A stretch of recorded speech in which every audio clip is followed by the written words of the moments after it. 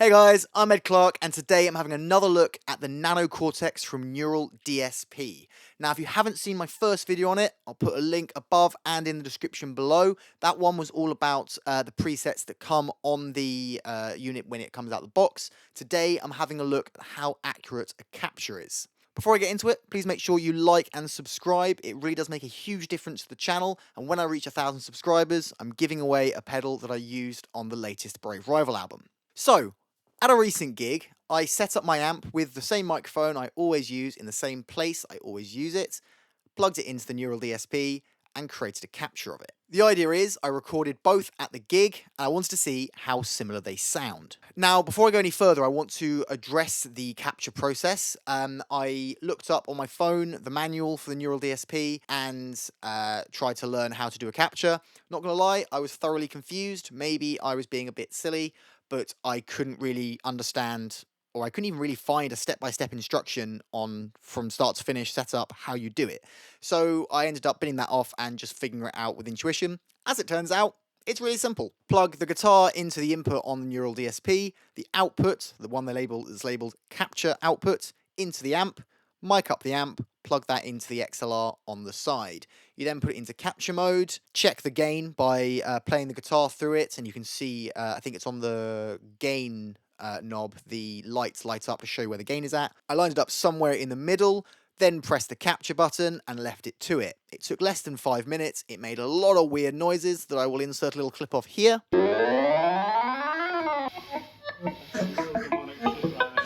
And then it was done.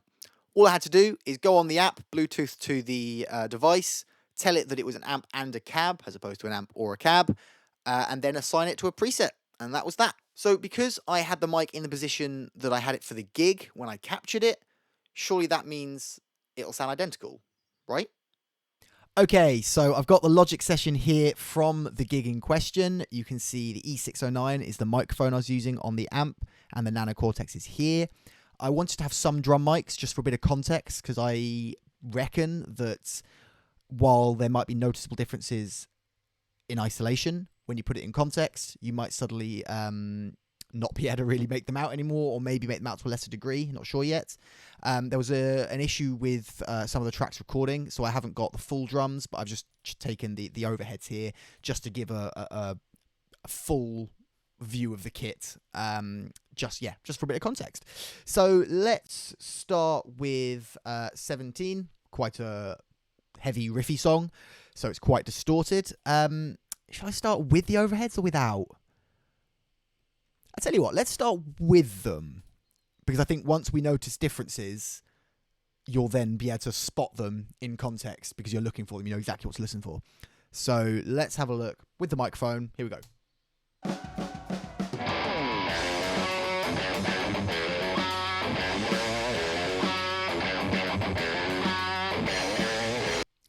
Okay, and then Nano Cortex.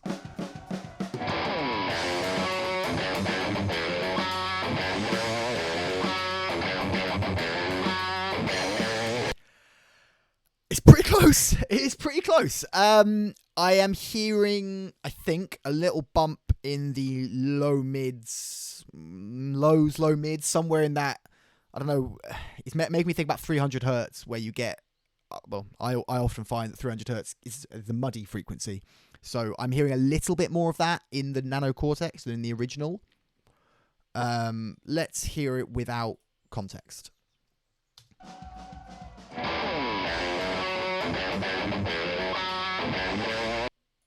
And then the Nano Cortex.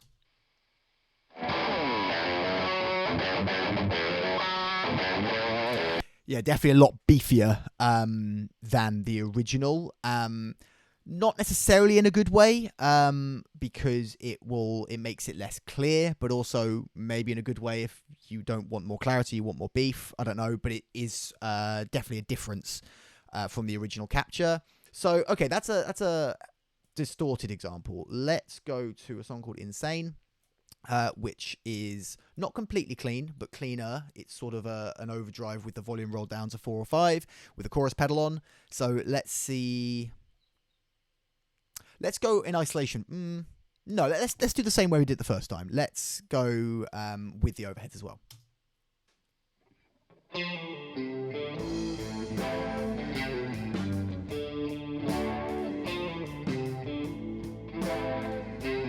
Okay, and then the Nano Cortex.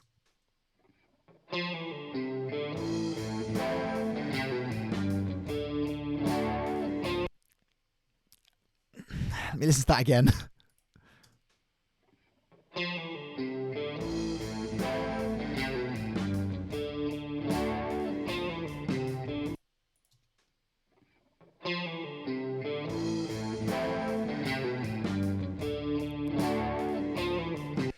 Let me know what you guys think, but I think I can still notice that low bump. Is that because I know it's there and I'm looking for it? Maybe. Let's listen in isolation and see whether it's more obvious then.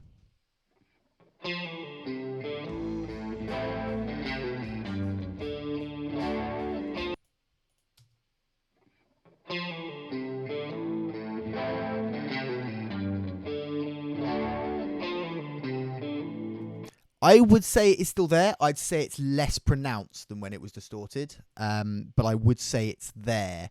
So I wonder, because the amp was clean and all the overdrive's coming from pedals, is it possible that the capture is nearly perfectly accurate when the amp is just being played as normal on its own, and then it becomes less and less accurate the more effects and overdrive you put on? Maybe? Just an idea. Don't know. I may have made that up. That might be complete rubbish.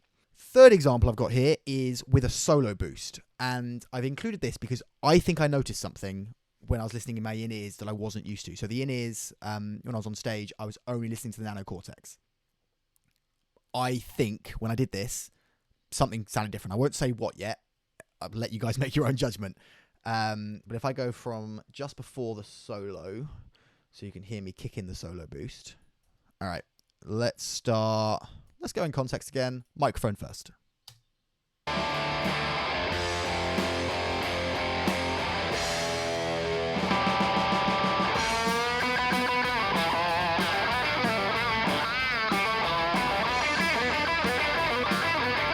Okay, and the Nano Cortex.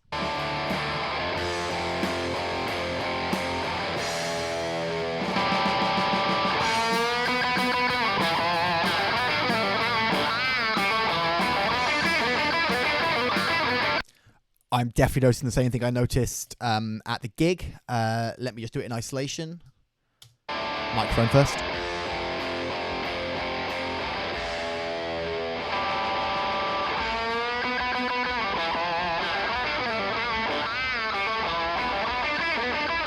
And then the Nano Cortex.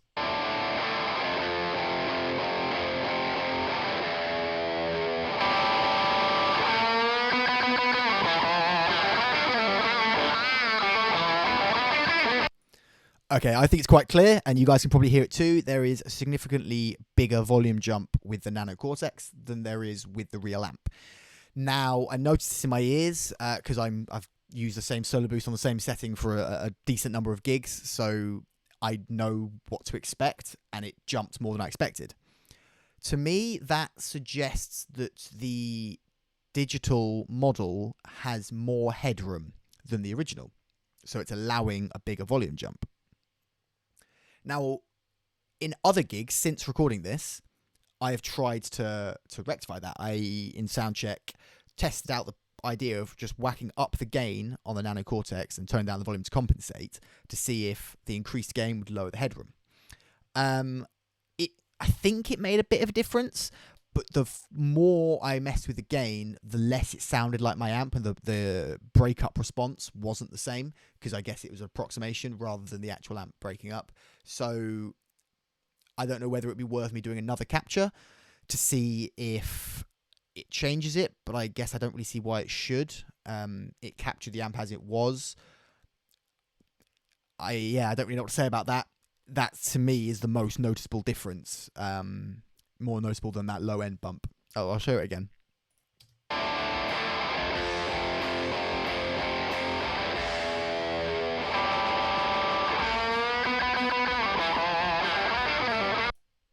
And Nano Cortex.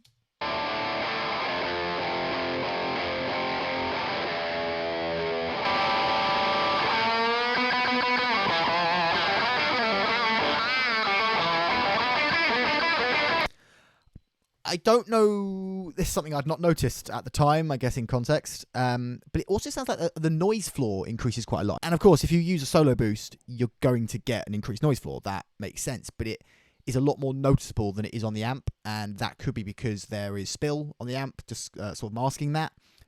It also could be because there is less of a volume jump, you're hearing less of a noise floor increase. Don't know, but I just noticed that just then. Thought it was worth highlighting. Okay, for this final example, this is a point in the set where it's just me playing on my own, so there's no spill from the band. It's a quiet moment, so the audience are being quiet. I wonder whether, obviously I'll know the difference, but I wonder whether you guys can tell. So I'm going to hide logic for this part of the video. I'm then going to play you 2 examples, and I will reveal it. And when I do reveal it, let me know in the comments, be honest. Did you get it right? Did you get it wrong? Did you kind of go, they sound the same? Let me know. So here we go. Okay, so here is example 1.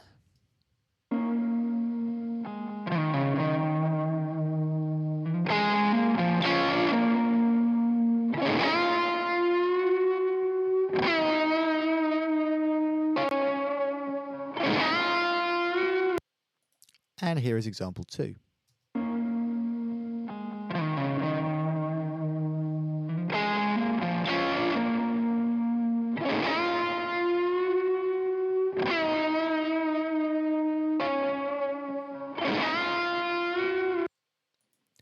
Some questionable vibrato going on in there, but that's my fault, not the amp or the Nano Cortex. Once again, here is example 1.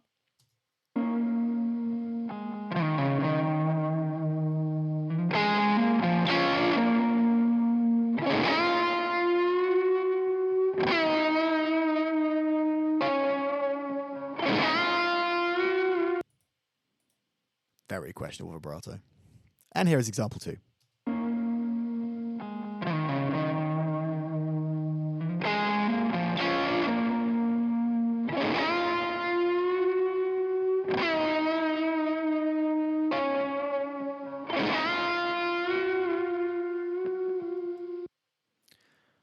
Okay, so I now can reveal, make up your mind now. Example 1 was the Nano Cortex. Example 2 was the microphone. So, let me know in the comments, did you get it right? Did you get it wrong? Did you not care? Obviously, I can't give a fully impartial view on this because I can see. But I can tell a difference, but I don't prefer one. There seems to be weirdly a different characteristic in the Overdrive, which is interesting because it's the same Overdrive in both. But there seems to be I want to say woolliness, but I don't mean that in a negative way. There seems to be a woolliness to the real amp, that sort of a fuzzy warmth going on that isn't present on the Nano Cortex.